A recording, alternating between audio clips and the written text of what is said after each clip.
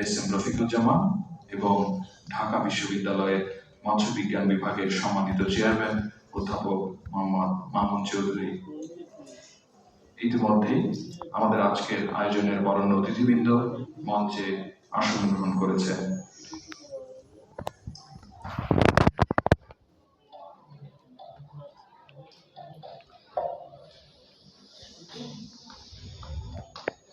সম্মানিত সুধী, অনুষ্ঠানের শুরুতেই পবিত্র ধর্মগ্রন্থ থেকে পাঠ।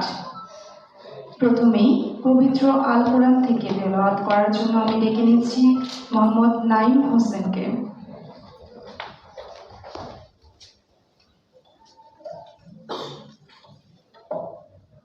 বিসমিল্লাহির রহমানির রহিম। তাবারাকাল্লাযী বিয়াদিহিল মুলকু ওয়া হুয়া আলা কুল্লি শাইইন কাদির। আল্লাযী খালাকাল মাউতা ওয়াল হায়াতা লিয়াবলুয়াকুম আইয়ুকুম আহসানু আমালা ওয়া হুয়াল আজিজুল গফুর। আল্লাযী খালাকা সাবআ সামাওয়াতিন তিবাকা মা তারা ফি খালকির রহমানি মিন তাফাউত ফারজি'il বাসরা হাল তারা মিন ফুতুর থুম্মা আরজি'il বাসরা কাররাতাইনি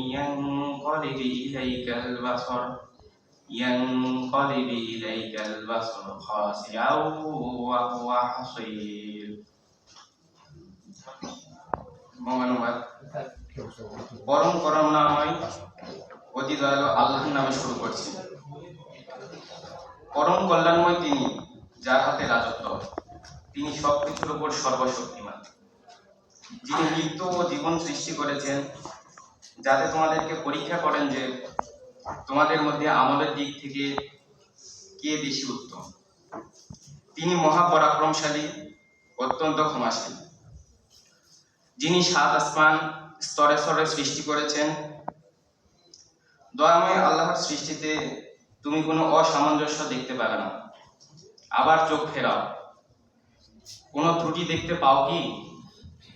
তারপর তুমি বারবার চোখ ফেরাও, সেই চোখ অবনমিত ও ক্লান্ত হয়ে তোমার দিকে ফিরে আসবে।